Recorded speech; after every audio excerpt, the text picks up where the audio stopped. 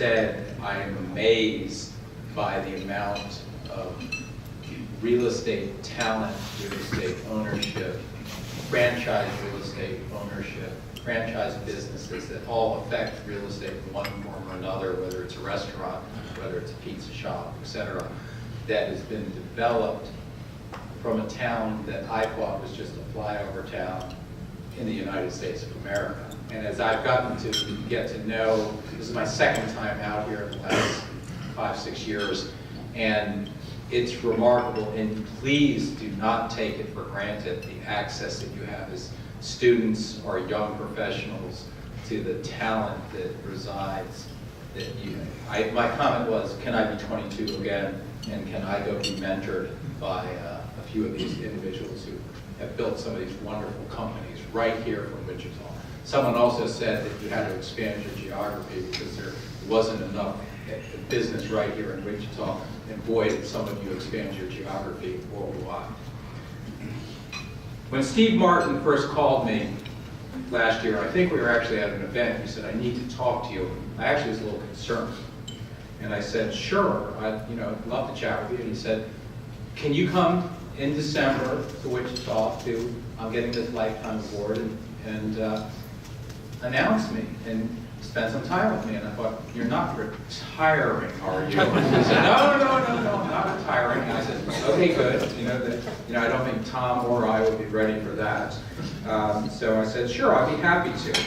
It's usually about 30 degrees here in December, and sometimes it snows. And I did reroute my flight from Dallas because it snowed down there to get home tonight.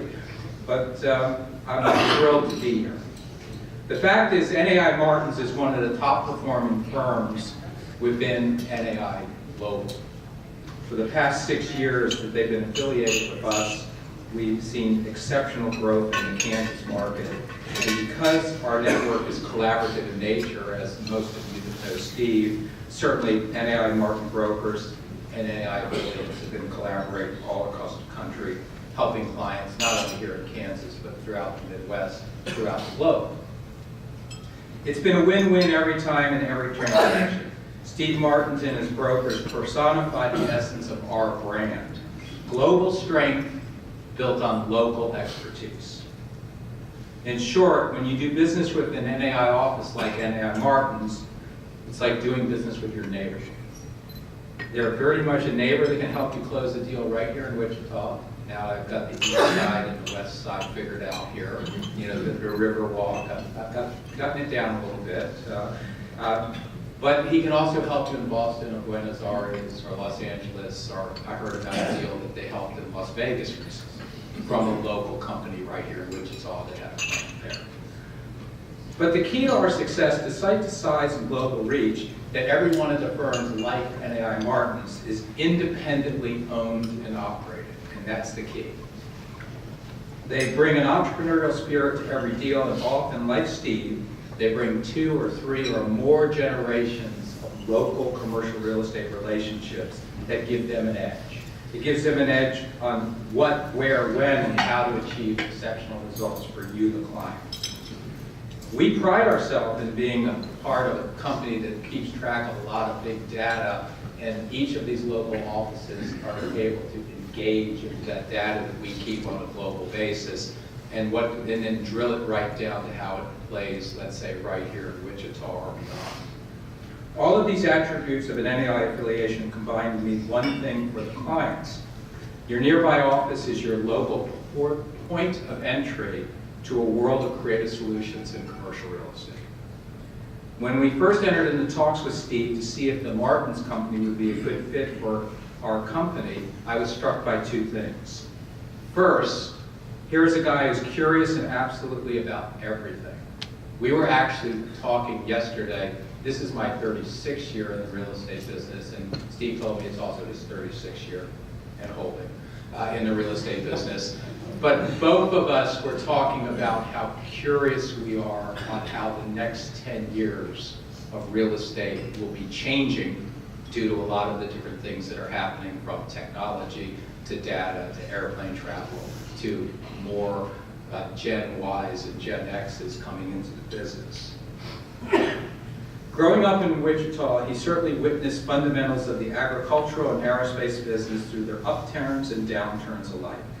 But he is equally fascinated by the diversity of the great state and the challenges of how the business sectors could be interconnected, creating a vibrant Kansas economy, one that would contribute to the international trade and attractive commercial real estate investment on a global scale, as evidenced by some of the companies that you have here today.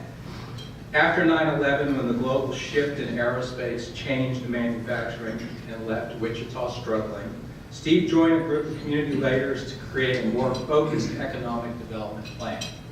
The idea was to become the Greater Wichita and Economic Development Coalition, and Steve was the organization's first chair.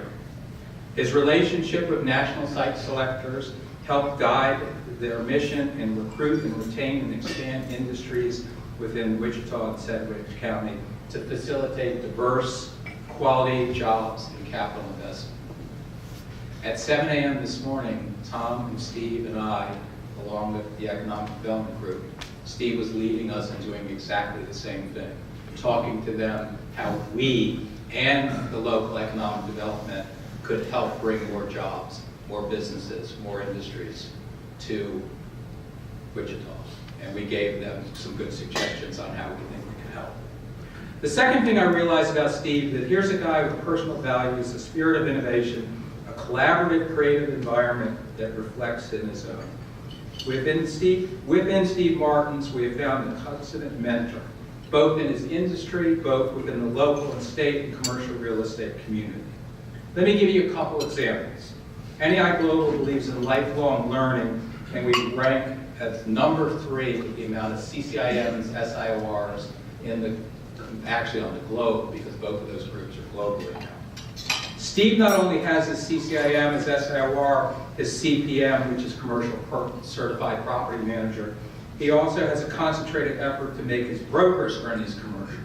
Currently, 4 NEI Martin brokers carry the CCIM designation, 4 have CCIM, and 4 have the MAA appraisal designation. I look around this room today and I'm amidst great community leaders.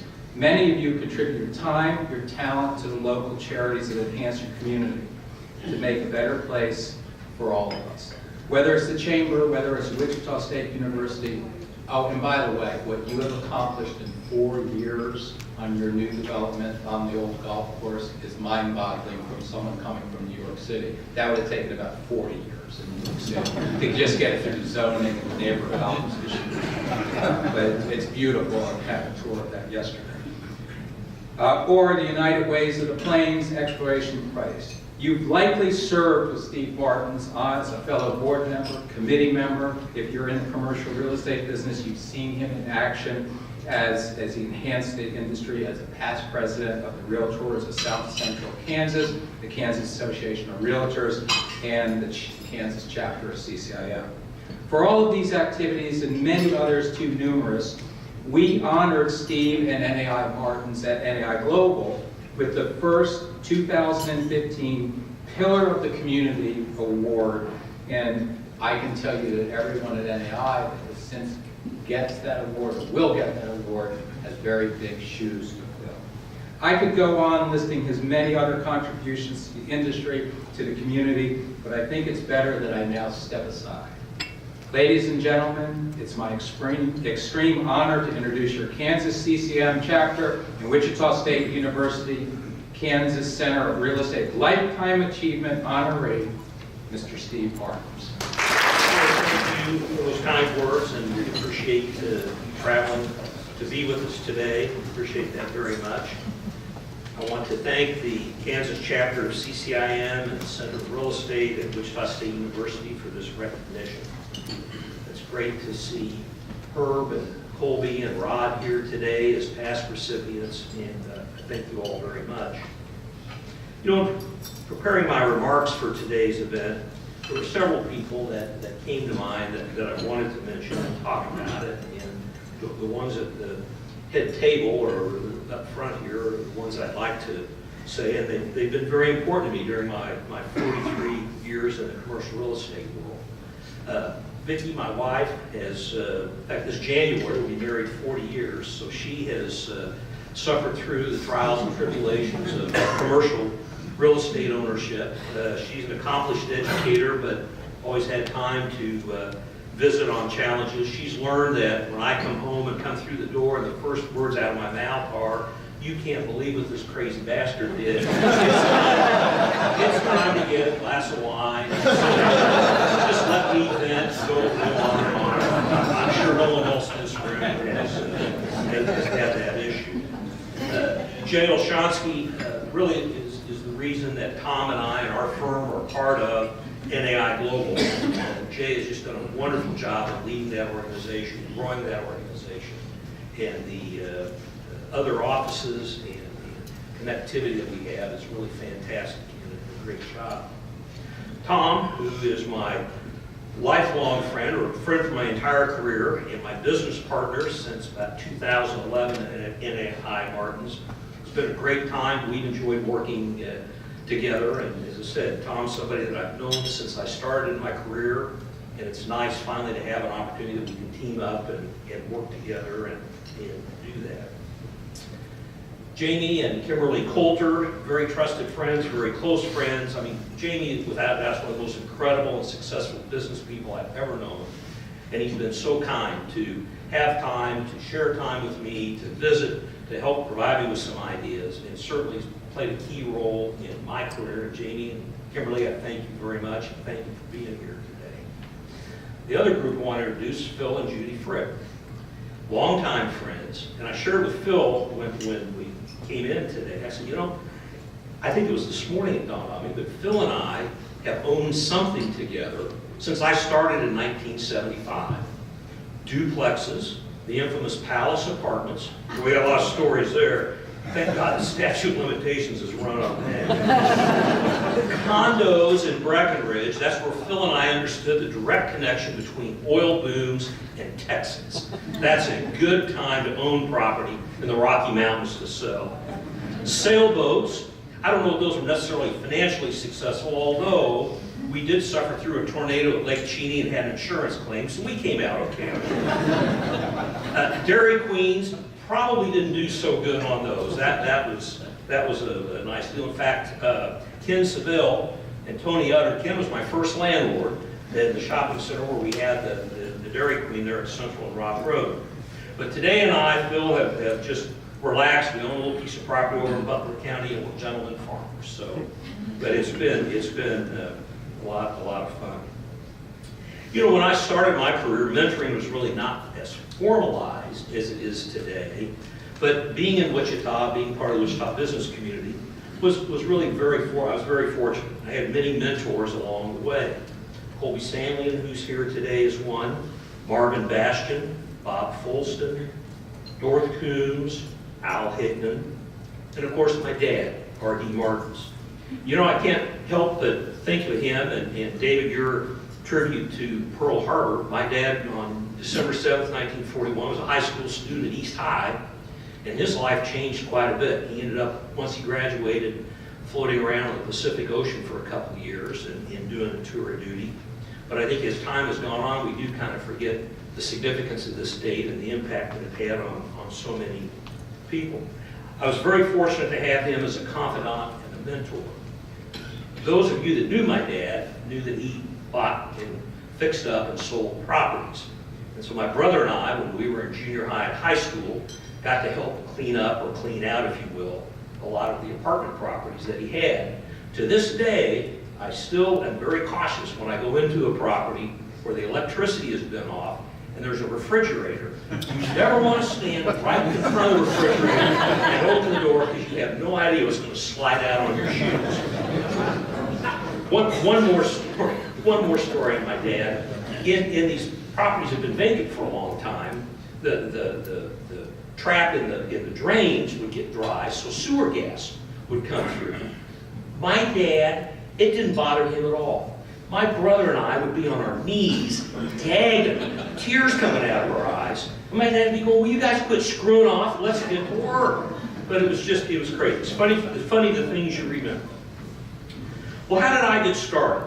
I graduated from the University of Kansas in 1975, and I started on the property management side of the business. Bob Branson and others were very helpful in helping me understand and get acquainted with that. And though I learned a lot, I knew that I really was interested in other aspects of the commercial real estate field. In 1977, the real estate program at WSU was in its early years. Dr. Lynn Woodward was the first professor here, and Lynn had a course in investment analysis, in valuation, and real estate finance. Phenomenal instructor, great courses, and a core group of us went through that, and for me, really opened my eyes. And of course, following Lynn, we had Dr. Don Levi, Dr. Mark Dotzer, and today, of course, our really good friend, Dr. Stan Longhofer. But the experience through the Center for Real Estate at WSU really helped me to create my vision of what I wanted to do in commercial real estate, what I wanted my firm to look like, including brokerage, valuation, property management, and consulting. But as the business grew, there were new challenges, new management challenges. So again, I turned to the university, this time the Barton School of Business, for help. And through the years, Don Hackett, Gerald Graham, John Belt, Khawaja Saeed, Anand Desai, who's the current dean of the Barton School of Business, John Perry, and of course Don Beggs, all played a key role in helping us master the business, understand strategic planning, understand operations, understand policies. And I think that we're very fortunate, those of us in Wichita in business, to have a university here that is so willing to help us and help companies grow and build. So in 1975, there were 3 people at what then was known as R.D. Martens and Company. We have a current employment force across our 6 operating divisions, and I won't go into all that today, but it's on our website if you have questions. Current employment count of 140 people. And so we conduct business through our 6 operating divisions. What's the biggest change in my career that I've seen in the commercial real estate industry?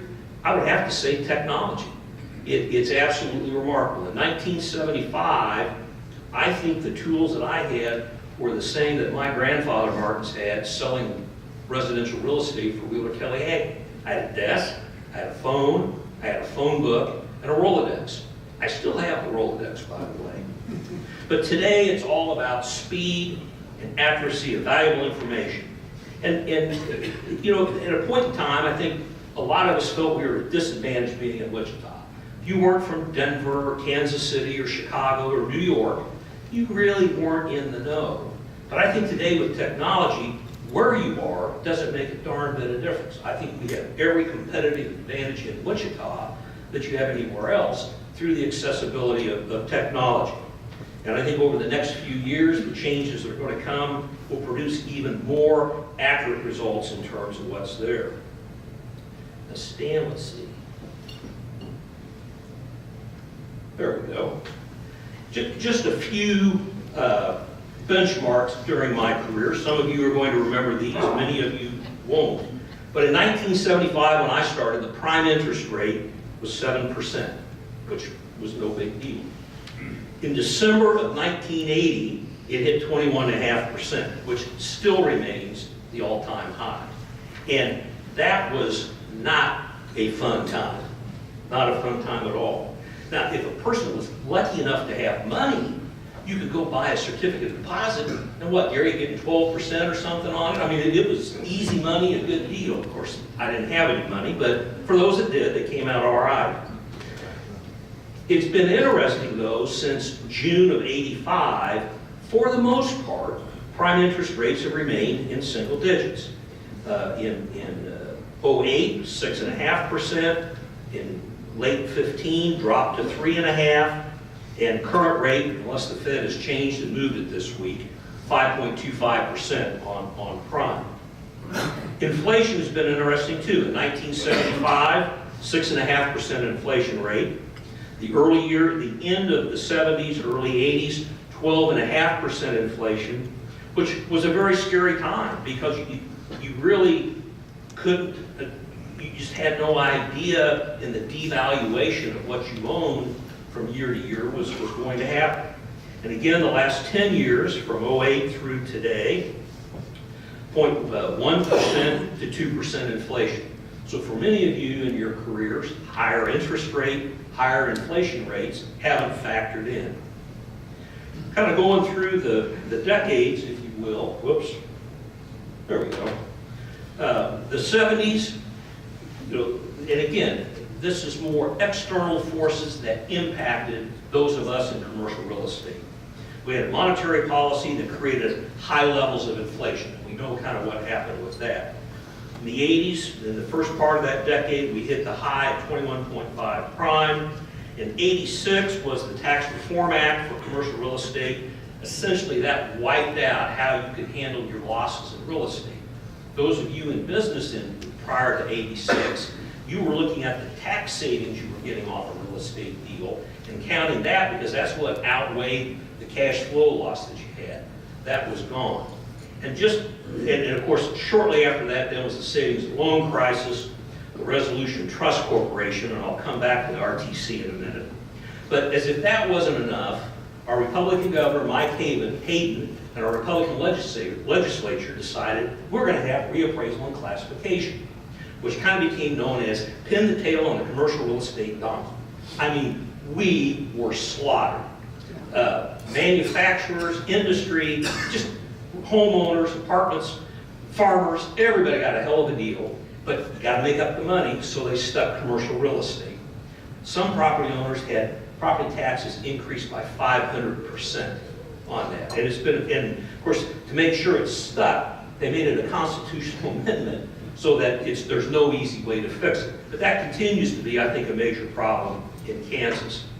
Let's talk about the Resolution Trust Corporation. That came out of the savings and loan crisis. In the late 70s, Lee White, who could not be here today, and Marcella Roberts were my two commercial appraisers. It was very unusual in that time frame for women to be commercial appraisers. The Good Old Boys Club in the commercial appraisal field really had no interest in sharing the game.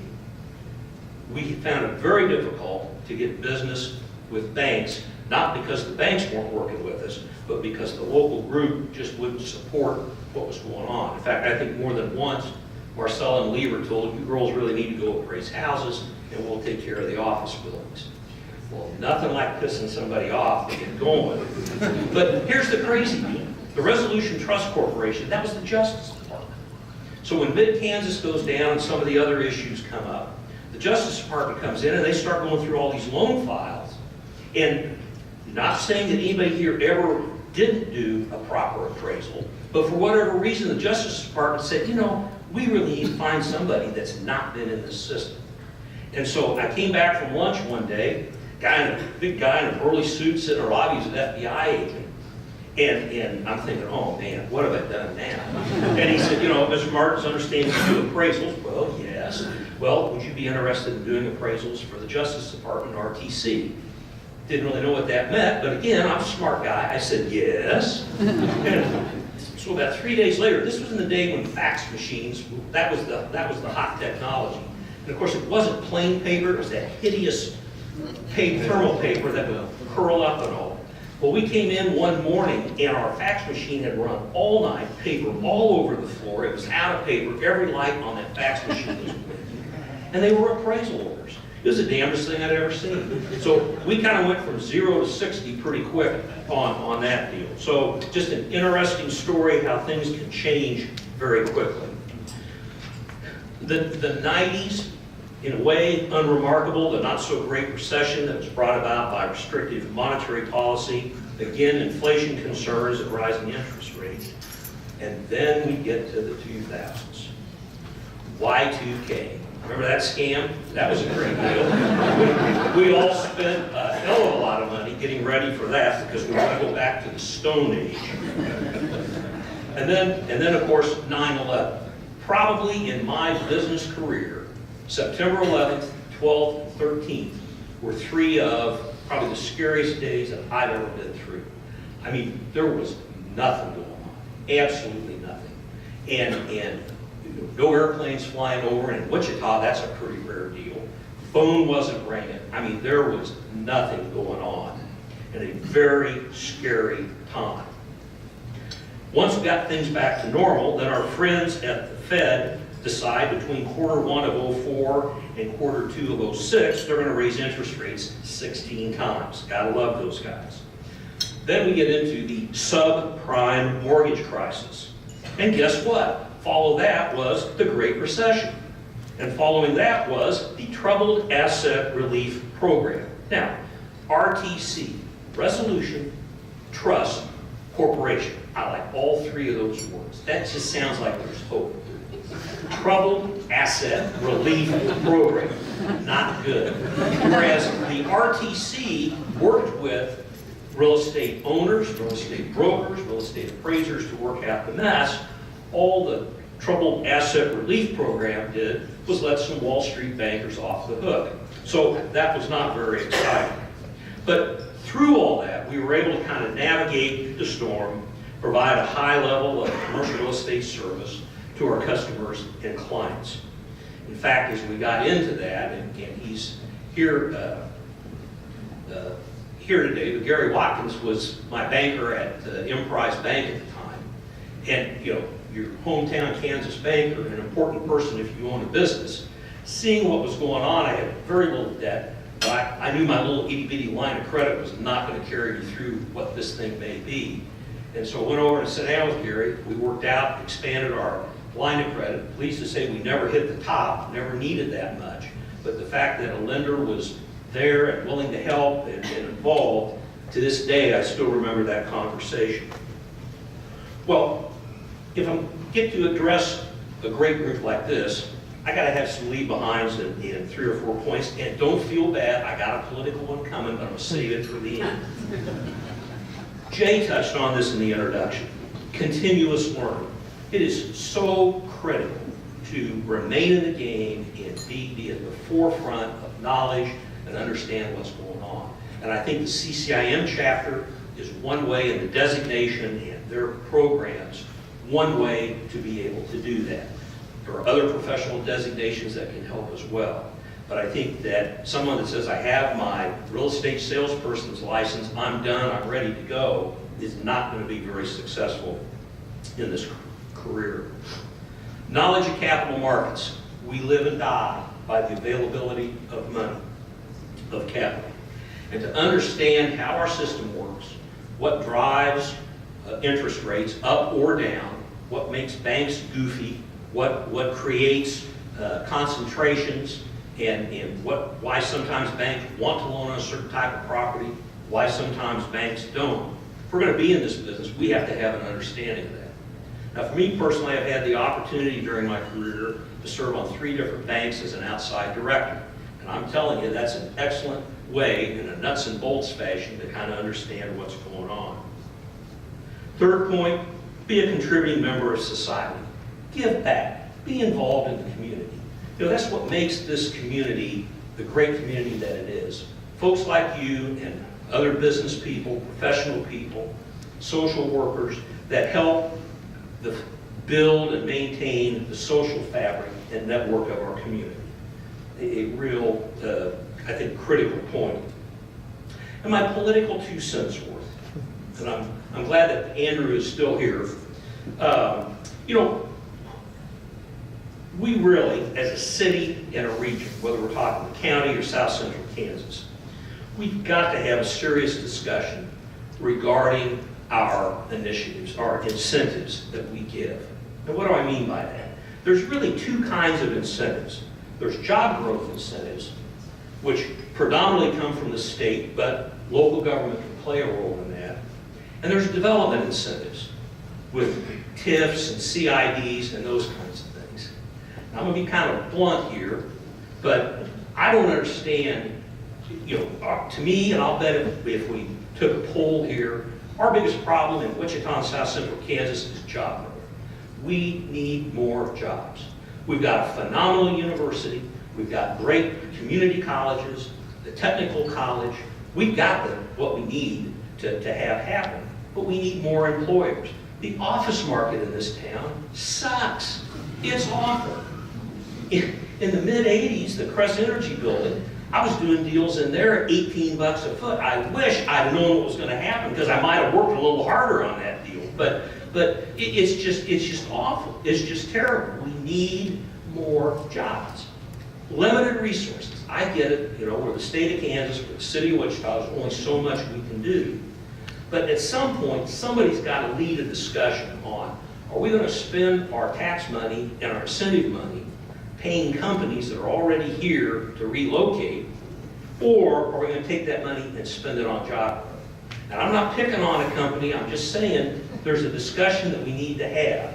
And I don't see that conversation happening in our town. I think it's really critical. But you know, we don't want somebody to leave. We want to take care of the businesses that are here.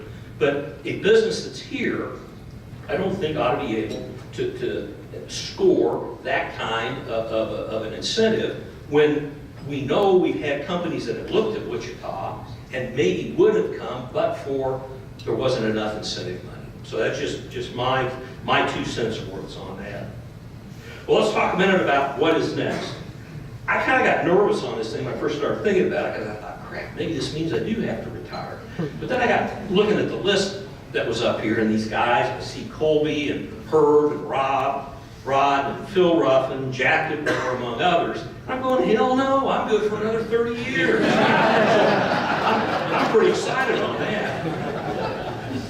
At our company, through the great economic growth that we've enjoyed and that we've had, we started this year on a comprehensive strategic plan. Again, we turned to the university with Dr. Longhofer's help and Dr. Perry's help. But really a 5-year strategic plan for all of our operating divisions to take a look at our policies and what needs to be tweaked, our business lines, what ones we want to add, are there any that maybe we should drop, and technology utilization. And a big part of that was on the technology utilization.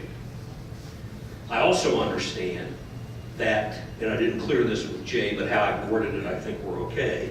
I'm under consideration for a seat on the National Leadership Board of NAI Global, and that would be very exciting for me personally, and I think a great opportunity.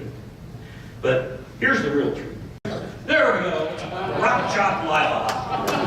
Lila Elizabeth Gleisner, born on Halloween. Now here's the deal, guys and ladies. A baby born on 10/31, is that a commercial real estate?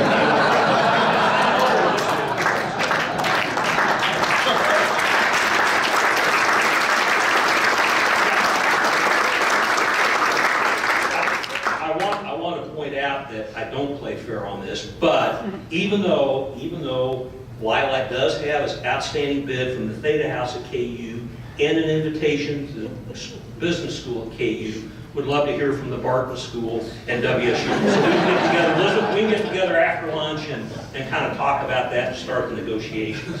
But again, thank you all very much. I appreciate you being here. It's a great honor. It means an awful lot to me. It means a lot to Vicki.